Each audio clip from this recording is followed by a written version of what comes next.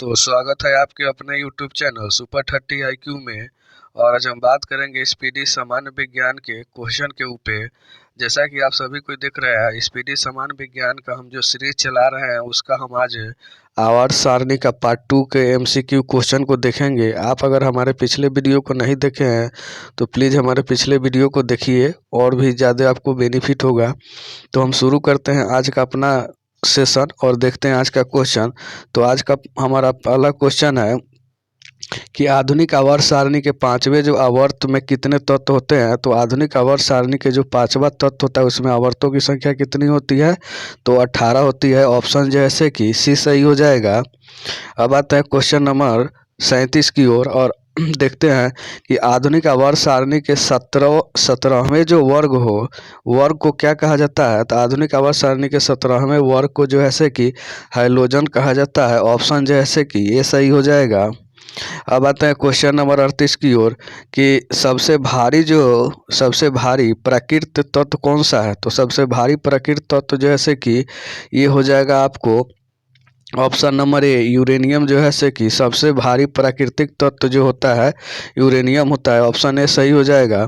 अब देखते हैं क्वेश्चन नंबर 39 की ओर कि धातु जो द्रव अवस्था में पाई जाती है। तो पारा एकमात्र धातु है जो द्रव अवस्था में पाया जाता है। ऑप्शन जो है ए सही हो जाएगा। अब आता है क्वेश्चन नंबर 40 की ओर कि अधातु जो द्रव अवस्था में पाया जाता है। तो धातु जो है कि पारा हो जाएगा, और अधातु के रूप में जैसे कौन सा जो द्रव में पाया जाता है तो ये आपको ब्रोमीन हो जाएगा। ऑप्शन जैसे कि बी सही हो जाएगा। अब आता है क्वेश्चन नंबर 41 की ओर कि आवर्त सारणी के छठे आवर्त में कुल कितने तत्व होते हैं। तो छठे आवर्त में जैसे कि आवर्तों के तत्वों की संख्या जो होती है वो 32 होती है। ऑप्शन जैसे कि सी सही हो जाएगा। छठे आवर्त में 32 होता है तो ऑप्शन सी सही हो जाएगा। अब देखते हैं क्वेश्चन नंबर 42 कि आवर्त सारणी के किस समूह को शून्य कहा जाता है। तो आवर्त सारणी के 18वें जो वर्ग होता है उसके समूह को जो क्या कहा जाता है, शून्य वर्ग कहा जाता है, और ये जो होता है नोबेल गैस होती है। तो ऑप्शन डी सही हो जाएगा। अब देखते हैं क्वेश्चन नंबर 43 कि सोडियम धातु को रखा जाता है। तो सोडियम के धातु को जो ऐसे कि रखा जाता है आपको किरोसिन में। अगर पानी में रखेंगे तो ये विस्फोट हो जाता है, इसीलिए जैसे कि सोडियम को किरोसिन में रखा जाता है। ऑप्शन ए इसका सही आंसर हो जाएगा। अब आता है क्वेश्चन नंबर 44 की ओर कि चाकू से काटी जा सकने वाली धातु कौन सी है। तो चाकू से काटे जा सकने वाली जो है से कि धातु सोडियम भी होता है, लिथियम भी होता है और पोटेशियम भी होता है। तो ऑप्शन जो है से कि डी सही हो जाए। उपयुक्त तीनों जो है से कि चाकू से काटे जा सकने वाली जो है से कि धातु है। अब आता है क्वेश्चन नंबर 45 की ओर किस अधातु में धातुई जो है से कि चमक पाया जाता है। तो ये जो है से कि अधातु कौन सा है जिसमें धातुई चमक पाया जाता है। तो ये आपका आयोडीन हो जाएगा। ऑप्शन जो है से कि डी सही हो जाएगा। अब देखते हैं क्वेश्चन नंबर 46 कि आवर्त सारणी में किस तत्व की उच्चतम इलेक्ट्रॉन बंधुता होती है। तो इलेक्ट्रॉन की उच्चतम बंधुता जो होती है किस में होती है। तो ये होता है आपको ऑप्शन बी सही हो जाएगा, क्लोरीन में। अब आते हैं क्वेश्चन नंबर 47 की ओर कि आवर्त सारणी के तीसरे और चौथे समूह का समान गुण धर्म क्या होता है। तो तीसरा जो आवर्त होता है वो क्षारीय होता है, और चौथा जो समूह होता है वो अम्लीय होता है। तो ऑप्शन जो है ए सही हो जाएगा, क्षारीय और अम्लीय। अब आता है क्वेश्चन नंबर 48 की ओर कि न्यूलैंड के समय ज्ञात तत्वों की संख्या कितनी थी। यानी न्यूलैंड ने कितने तत्वों के जब आवर्त सारणी तैयार की थी तो कितने तत्व थे। तो उस घड़ी जो थे आपको 56 तत्व थे। देखते हैं ऑप्शन किस में दिया हुआ है। तो ऑप्शन जैसे कि राइट आंसर इसका हो जाएगा आपको ऑप्शन जैसे कि सी जो है से कि राइट आंसर हो जाएगा।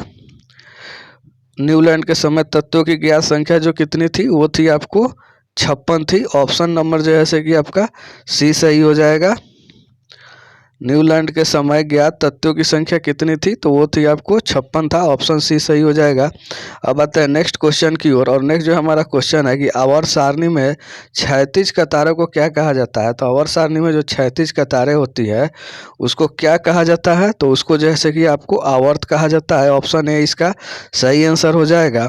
अब आते हैं क्वेश्चन 50 की ओर कि आवर्त सारणी में ऊर्ध्वाधर कतारों को क्या कहा जाता है। तो ऊर्ध्वाधर जो कतार होती है उसको क्या कहा जाता है भाई, तो उसको जैसे कि आपको वर्ग कहा जाता है। ऑप्शन जैसे कि ए सही हो जाएगा।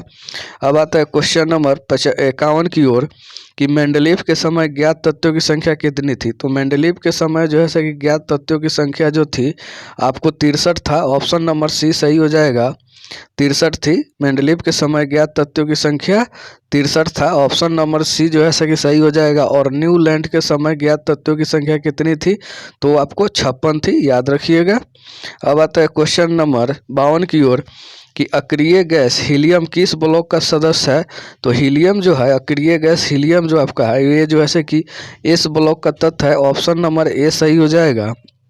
अब आते हैं क्वेश्चन नंबर 53 की ओर कि हीलियम को छोड़कर सभी अक्रिय गैस किस ब्लॉक के तत्व है। तो हीलियम को छोड़ दीजिएगा तो बाकी जो 5 अक्रिय तत्व है वो पी ब्लॉक में आता है। तो ऑप्शन नंबर बी सही हो जाएगा।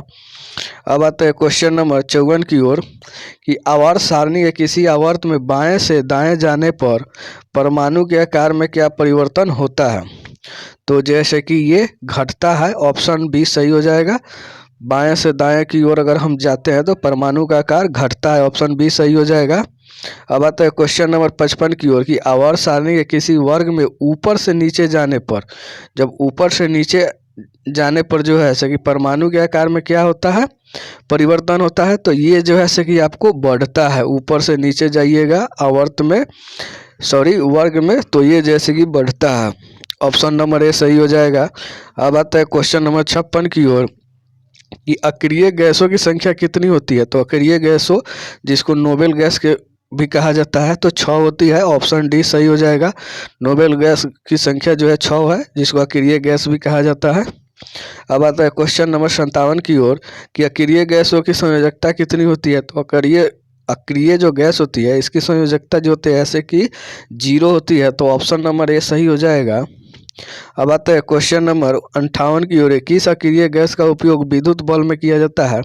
तो विद्युत बल्ब में जो उपयोग किया जाता है वो आर्गन गैस किया जाता है। और आर्गन एक क्या है, यह एक नोबेल गैस है जिसको अक्रिय गैस भी कहा जाता है। तो ऑप्शन ए सही हो जाएगा।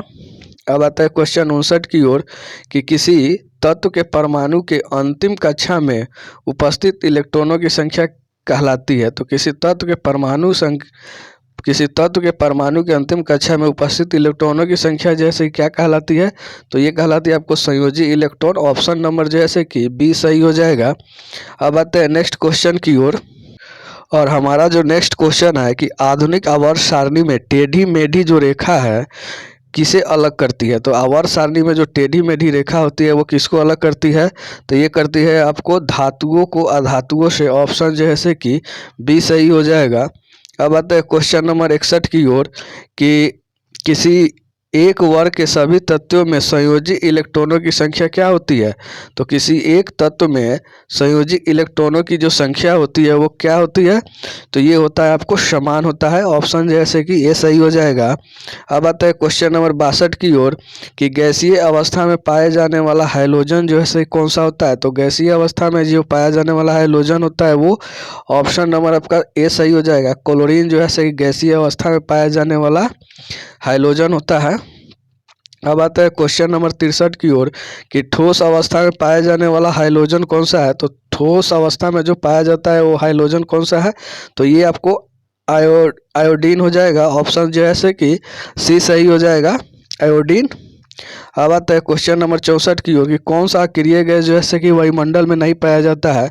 तो ये आपको रेडॉन जो अक्रिय गैस है वो वायुमंडल में नहीं पाया जाता है। तो ऑप्शन नंबर जो है कि डी सही हो जाएगा। रेडॉन वायुमंडल में नहीं पाया जाने वाला अक्रिय गैस होता है। अब आता है क्वेश्चन नंबर 65 की ओर कि वायुमंडल में सर्वाधिक मात्रा में पाया जाने वाला अक्रिय गैस जो होता है वो कौन सा होता है। तो ये आर्गन होता है। ऑप्शन नंबर ए सही हो जाएगा। सर्वाधिक मात्रा में वायुमंडल में पाया जाने वाला आर्गन है अक्रिय गैस। अब आता है क्वेश्चन नंबर 66 की ओर कि आर्गन की खोज किसने की थी। तो आर्गन की खोज जैसे कि रैमजे द्वारा किया गया था। ऑप्शन ए जो है कि सही हो जाएगा। अब आता है क्वेश्चन नंबर 67 की ओर कि सर्वाधिक यौगिक बनाने वाला अक्रिय गैस कौन सा है। तो सर्वाधिक यौगिक जो है कि बनाने वाला अक्रिय गैस आपको जेनॉन हो जाएगा। ऑप्शन नंबर बी सही हो जाएगा, जेनॉन। जैसे कि सर्वाधिक यौगिक बनाने वाला अक्रिय गैस है, ऑप्शन बी सही हो जाएगा, जेनॉन। अब आता है क्वेश्चन नंबर 68 की ओर कि अक्रिय गैसों का उपयोग रेडियोथेरेपी में कैंसर रोग के इलाज में होता है। किस जो ऐसे कि अक्रिय गैस का उपयोग कैंसर के रेडियोथेरेपी करने में जो ऐसे कि उपयोग किया जाता है, तो ये किया जाता है आपको रेडॉन का, ऑप्शन जैसे कि सी सही हो जाएगा, रेडॉन।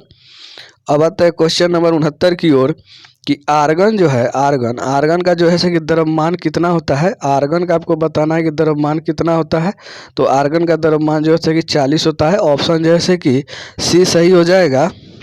अब आते हैं क्वेश्चन नंबर 70 की ओर कि हीलियम के वास्तव कक्षा में इलेक्ट्रॉन होते हैं, तो हीलियम को जैसे कि वास्तव कक्षा में इलेक्ट्रॉनों की संख्या कितनी होती है, तो ये होता है आपको 2, ऑप्शन जैसे कि ए सही हो जाएगा।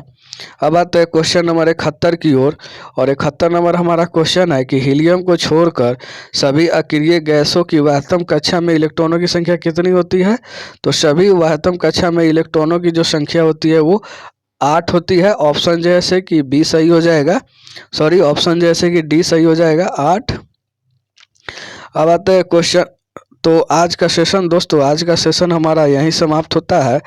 अगर आपको जैसे कि अगर हमारा आज का सेशन अच्छा लगा हो तो आप हमारा यूट्यूब चैनल सुपर 30 IQ को जैसे कि सब्सक्राइब कीजिए, लाइक कीजिए और कमेंट कीजिए और दोस्तों में भी शेयर कीजिए। तो हम मिलते हैं नेक्स्ट वीडियो में, जब तक के लिए धन्यवाद।